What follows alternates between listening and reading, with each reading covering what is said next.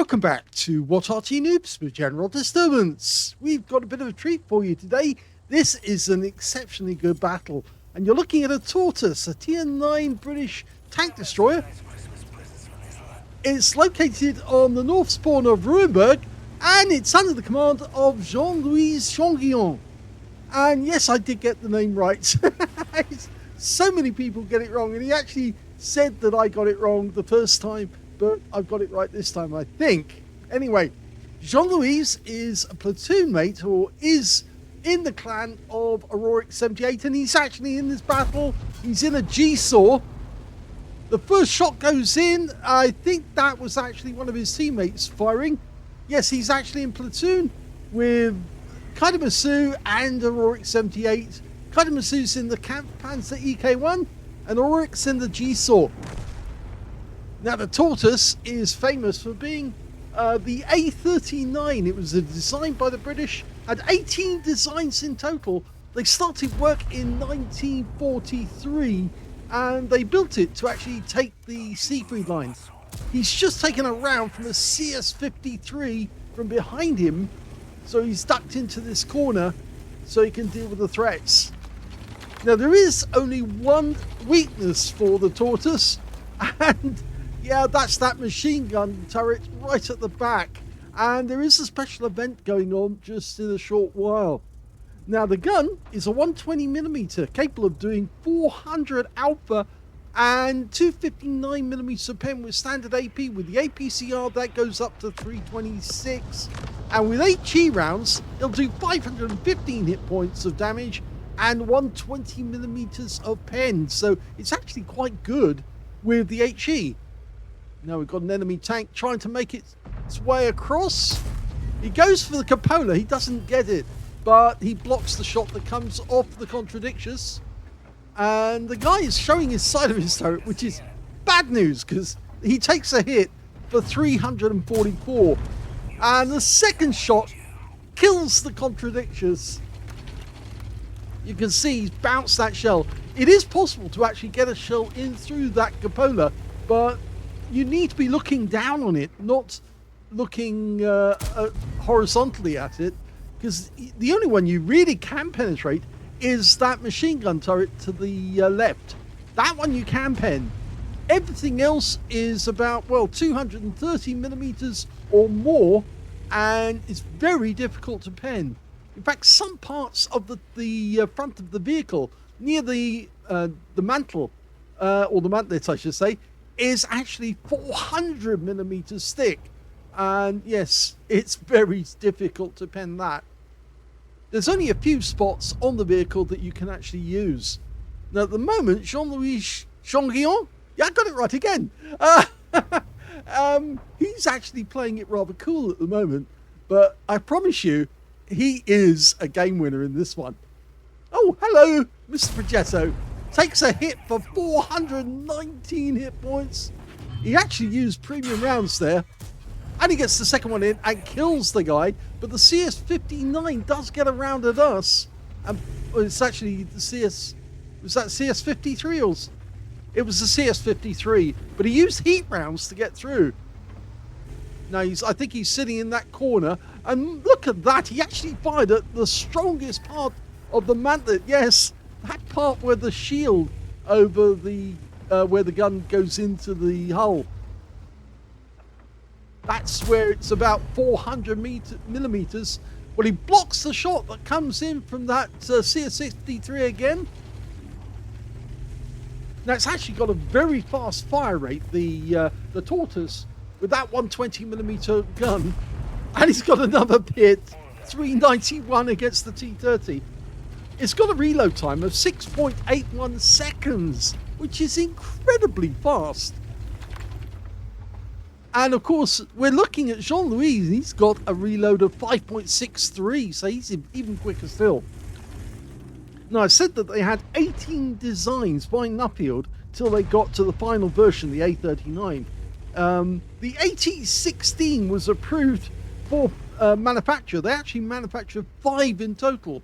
Not all of them were the full version with all of the steel. Some were actually And he gets another one in, and this time round it's the CS-53 takes the punishment. Yes, some of them were actually dummy vehicles which didn't actually have the full steel, but they were built all the same. They were never used in action, mainly down to the fact that this vehicle is incredibly heavy. 81 tons in weight, and there weren't that many bridges that it could actually cross, especially when it's on the assault. And in the end, they actually crossed the Siegfried line without having to use a vehicle like this. Hello, he popped his head out again. He's a bit sensitive on the control there. That CS-53 is a one-shot now. The moment he pops his head out, he's going to be gone. I think the XM57 has got more chance of surviving. And a Sharpview Tier 4's just turned up, but he's over the other side of the road, so we can't get a shot on him at the moment. And the CS-53 is still trying to get shots through, and he's timing it so that we're actually not able to get a hit. Oh, and now we've got a TS here. It's a T95. Well, the T95 is now X. It has been ceased to be. It's pushing up the daisies. It's gone to join the choir eternal. Okay, who's next? He's already got 3 kills. He's the strongest killer on the game. Oh, he's just got another one. That's 4. He's just seen to that CS-53. You can see that Auroric's there as well. He's the G-Saw. Now, he's hypersensitive about getting shot in the rear. He is actually fairly low on hit points at the moment, and he wants to go and deal with that Tortoise back at the in the town centre. There's also a few more tanks down there, like the SU-130 PM. You can see that the Skoda T50 is already passing, and we are ignoring the XM57 at the moment up the other end, but he's across the road, so it's not easy to hit at the moment. Yeah, you can see that the ground is kind of lower, just the other side of the road crossing, and therefore you can't see the top of the tanks. It's always a good battle when you get 3 members of Auroric's clan, SAMS, playing in the same battle. Of course, this means that they're on the NA server, because the clan that they've actually started on the EU server is SAMS SE, so that's how you distinguish which one they're in. Oh, did we just lose? Yes, we just lost Auroric. That doesn't normally happen in battles. But there again, he's not actually in a light tank, he's in a medium. Okay, he's just holding on for the moment. We've only got 2 rounds of the premium ammo left. Oh, we've been spotted by someone, and I suspect it's actually behind us. Yeah, I think it's that XM57 who's seeing us, because the other ones have fallen back right down the other end. In fact, there's now a Selma just north of this junction, or just east of this junction, I should say, and he's spotting for the shark. You can see the shark popped his head out for a brief moment. This is pulled back to the right side of the road, the east side of the road, so we can't see him. We know he's there because our teammates on the east side of the map can actually see him, and they're passing that information to us. There's 3 enemy tanks down at the end of this road. The one we're most likely to see is the T30, because of course he's got the most armor. The ones with, oh, apart from the Tortoise, of course, and the SU-130 PM, and here comes the Tortoise. Okay, and he just spotted us and pulled right back in again. Now, oh, here he comes. His cupola was visible, and obviously we can just keep pumping the rounds into that cupola and he will expire. That one hit the top of the vehicle, and now he's only using the standard AP. The SU-130 PM is trying to get a shot. Oh, and that was good, because that was our our Kust rather, killing their SU-130 PM. So there's 7 tanks left on either side. We've got 4 kills so far. Here comes the Tortoise. He offered us that cupola just for a brief moment, He's trying to see if we can get a shot over the rubble there.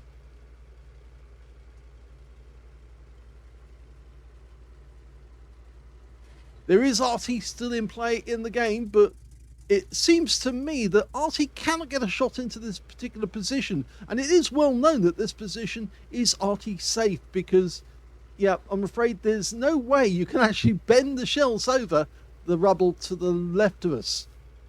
And the Tortoise is coming forward. He's offering it, and we get a shot. But it's a low roll, 345. Big hole, though. And he gets the kill with the next shot. Superb. That's 5 kills now. 1 short of a Top Gun. Okay, who we got? We got the T-30. He took a shot. Oh, and he's got him as well. He's taken him as well. That's the Top Gun. Well, the enemy just killed our Kust, and they've also killed our Brask.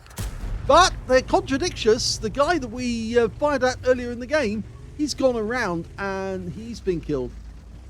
The Shure MV7X has also gone around behind us, and he's actually managed to get up to the north, and he's taken out our teammate Kaidamasu in the Kampfpanzer EK1. So we're the last one left from our platoon, but we do have a 1 tank advantage over the enemy.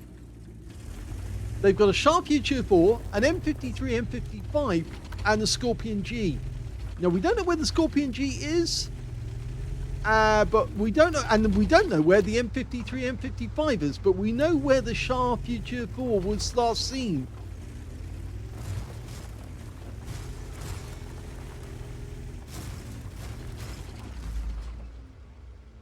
Now, something actually that I'm responding with is also to help people understand. Some people have actually been saying you should always keep HE rounds in your vehicle to attack Arty. That's not always the right, actually, I should say. A lot of Arty are actually made from heavy tanks. And if you fire at a heavy tank hull with an HE round, it might not go through. In which case, you'd be wasting a shot. You're much better off firing AP at an Arty. Even though you'll get less hit points when you do the damage, you've got much more chance of getting penetration. It depends on the sort of Arty you're up against. Now, that's the only helpful news I'm going to give you as an Arty player. I obviously want to keep that advantage, but I thought I'd just disclose that to you. The other thing is that hopefully Jean-Louis Changuillon will actually give us his equipment so that we can actually see or show us which equipment he uses, so that we have a better idea of matching his equipment list and doing the same as he does. 2-minute warning.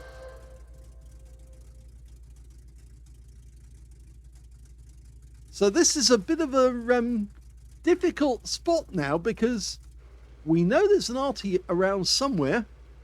He can't kill us with 1 shot. Although he has 900 alpha, you'd need to get a pen to actually make that happen.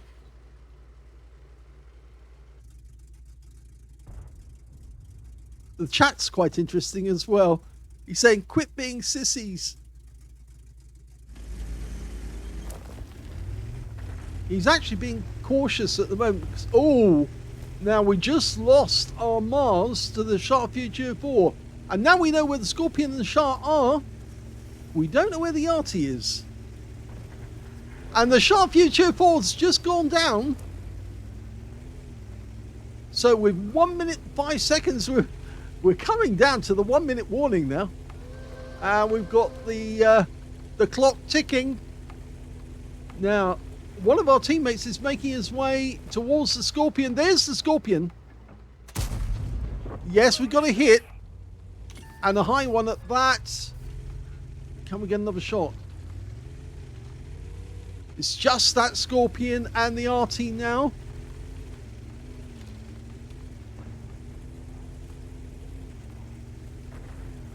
"30 seconds to go." Unfortunately, we just lost our SU-130 PM. Have we got a shot at the Scorpion? Not at the moment. There he is. Yes, and we got the kill. That's 7 with 1 shot. And there he is. and he fails to kill us with one shot. It's the M53, M55. We fired the HE and it didn't work, as I predicted. Now, AP please.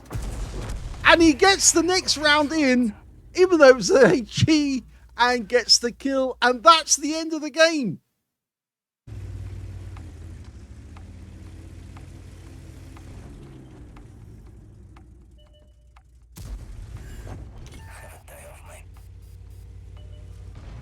Being stuck here isn't ideal, you know. Track's repaired.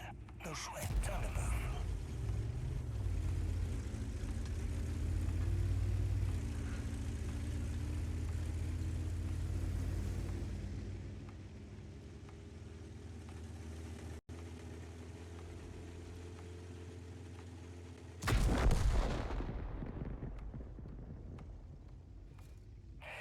Off you trot.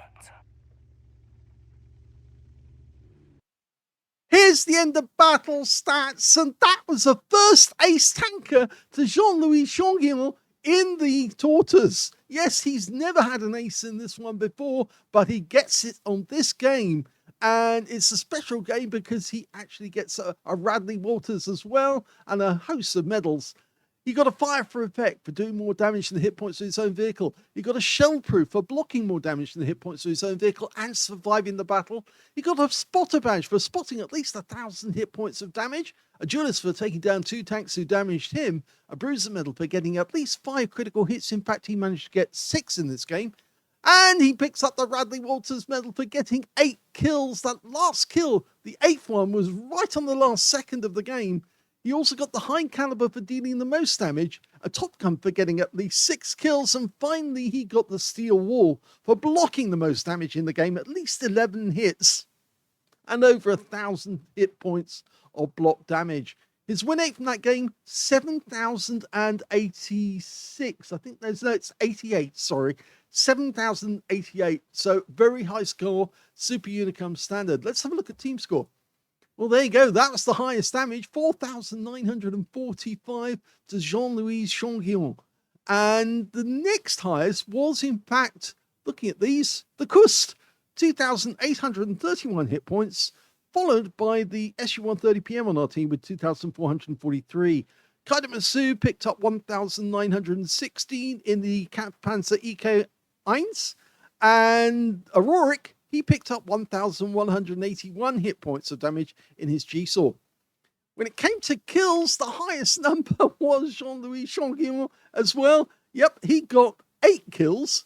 3 kills went to the Sharp Future 4, and 2 kills went to the SU-130PM on our team, and the one on the enemy team, and there's Selma as well. And we can see as well that Kaidamasu got 1 kill, Auroric didn't get any, but he did get damage. And when it came to base XP, yep, it's Jean-Louis Changuillon as well. He managed to get 1,531, the only player to get over 1,000 base in the game. 898 went to Auroric, and 857 went to the SU-130PM. He fired 25 rounds in the game. You actually get 50 rounds of ammunition, which means he only used half his ammo. He got 16 direct hits on the enemy, 16 penetrations. So every shell that actually hit the target actually penetrated. 4,945 hit points of damage, of which 656 were at more than 300 meters. So most of the damage done at close range. 14 hits received, only 5 of which actually penetrated, 8 non-penetrations, and 1 hit by way of splash damage. Most of the hits that penetrated came from that CS-53, who was actually shooting heat rounds from on the east side of the map. He also received, as I said, 1 hit by way of splash damage. That was from the M53, M55 as a shotgun at close range.